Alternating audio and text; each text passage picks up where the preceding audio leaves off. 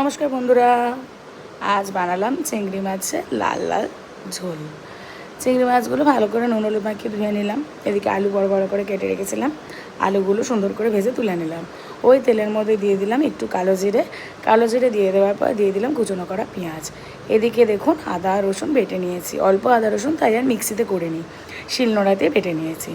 এদিকে হলুদ গুঁড়ো, লঙ্কার গুঁড়ো, জিরের গুঁড়ো, ধনের গুঁড়ো একটু জল দিয়ে বাটিতে ভিজিয়ে রেখেছিলাম। পেঁয়াজটা যে ভাজা ভাজা হয়ে গেছে, উপর থেকে আমি মশলাটা দিয়ে দিয়েছি। মশলাটা দিয়ে ভালো করে আমি কষিয়ে নেবো যতক্ষণ না তেল ছাড়া হচ্ছে। তারপর দিয়ে দিলাম উপর থেকে এক টুকরো টমেটো দিয়ে দেওয়ার পরে স্বাদটা ব্যালেন্স করবার জন্য একটু চিনি দিতেই হয়। টমেটোটা যেহেতু টক, একটু অল্প সামান্য পরিমাণে চিনি দিতে হয়, এটা অপশনাল, আপনারা নাও দিতে পারেন। ভালো করে কষানো হয়ে গেছে, তেল ছাড়া হয়ে গেছে, আলুগুলো অলমোস্ট হয়ে গেছে। তারপর দিয়ে দিলাম উপর থেকে গরম জল দিয়ে ভালো করে নাড়াচাড়া করে নিলাম।